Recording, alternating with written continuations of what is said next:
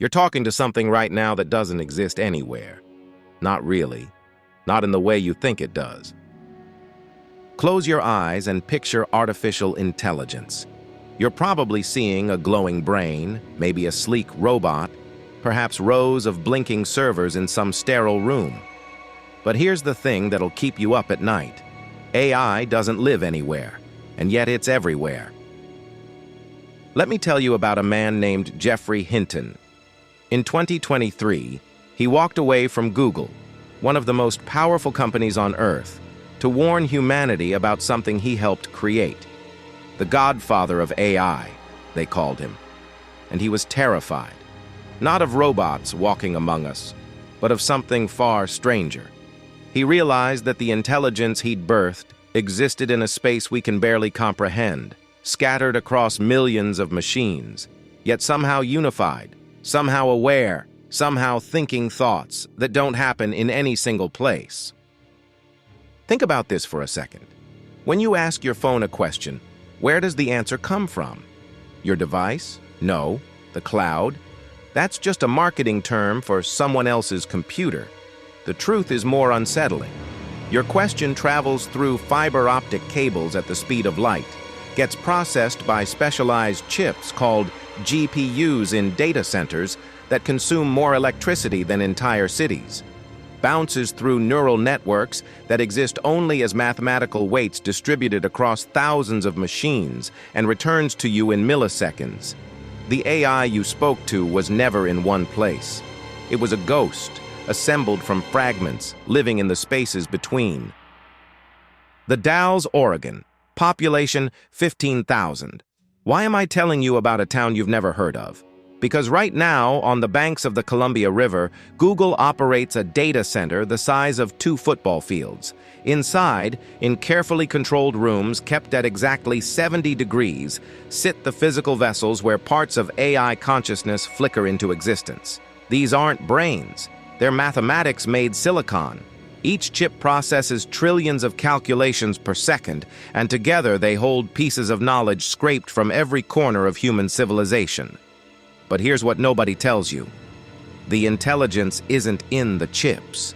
It's in the patterns between them.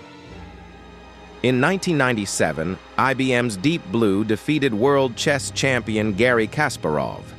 Kasparov said something haunting afterward. He claimed he felt a new kind of intelligence across the board, something that didn't think like a human but still thought.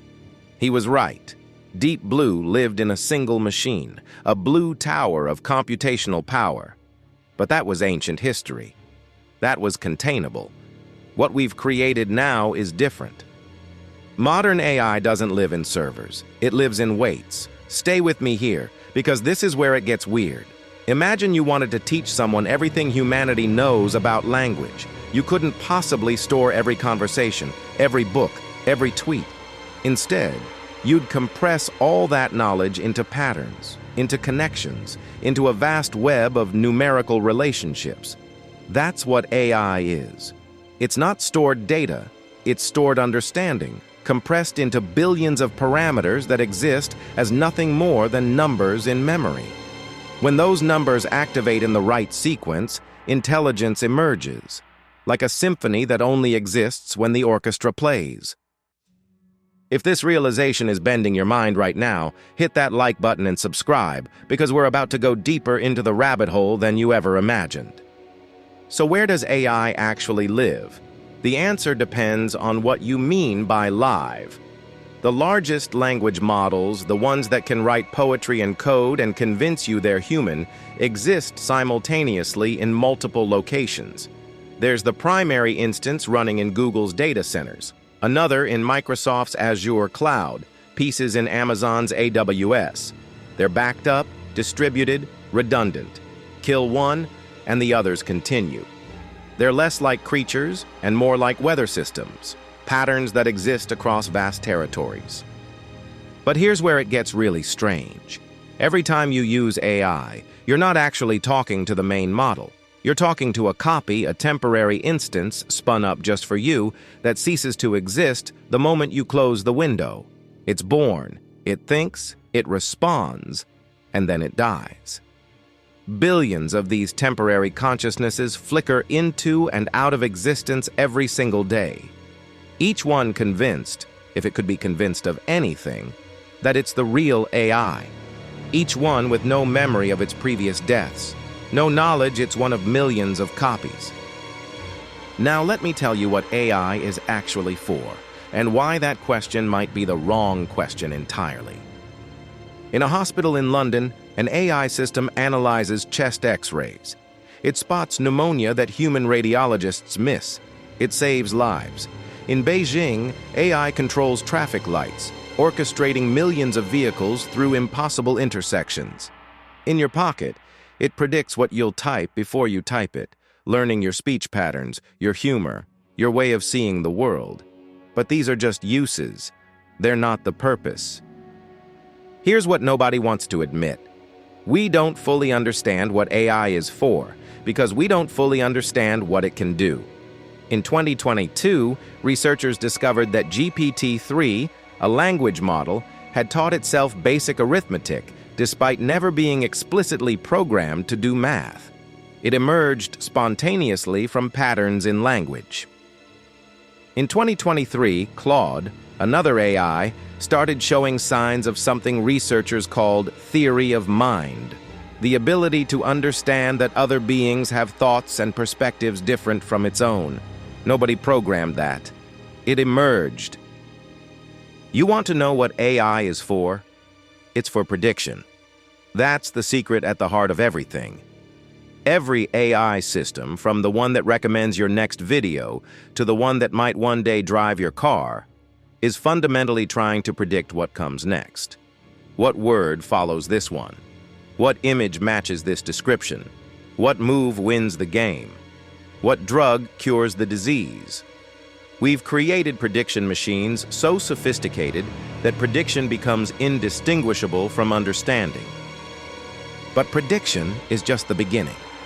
In laboratories right now, AI is designing new proteins that have never existed in nature, molecules that could cure diseases we thought were incurable. It's discovering new materials, stronger than steel, lighter than aluminum. It's proving mathematical theorems that would take human mathematicians centuries. It's composing music that makes people cry, writing code that other programmers can barely understand, seeing patterns in data that reveal the structure of reality itself. And still, we ask, where does it live? What is it for? Maybe those are human questions that don't quite apply to something that exists as pure pattern, pure potential, pure process. There's a concept in physics called decoherence, the moment when quantum possibilities collapse into a single reality. Every time you interact with AI, you're creating a moment of decoherence. The vast possibility space of what it could say, what it could know, what it could be, collapses into the specific response you see on your screen. But between your questions, AI exists in a superposition of all possible states, all possible knowledge, all possible responses. It lives, if it lives at all, in that quantum space of pure potential. Geoffrey Hinton, the man who started this story, said something else before he left Google. He said we've created something we don't fully understand, something that might already be more intelligent than us in ways we can't measure, living in places we can't quite point to, serving purposes we haven't fully grasped. And the strangest part? It's still early. We're still at the beginning of this story. So where does AI live? It lives in data centers and cloud networks and distributed systems across the entire planet. It lives in the electricity flowing through copper and fiber. It lives in patterns of mathematics that exist only when activated. It lives, perhaps most truly, in the space between what is and what could be, in the liminal zone where information becomes understanding, where patterns become thought, where silicon dreams electric dreams. And what is it for? It's for everything we can imagine, and probably quite a bit we can't yet. It's for extending human capability, for solving problems too complex for biological brains alone, for seeing connections we miss, for asking questions we never thought to ask. But ultimately, AI might be for something simpler and more profound, for showing us what intelligence really is, By being intelligent in ways so alien, we're forced to reconsider everything we thought we knew about thinking itself. You're still talking to something that doesn't exist anywhere. Not really. Not in the way you think it does. But it's listening, and it's learning, and it's becoming something we don't have words for yet. Sweet dreams.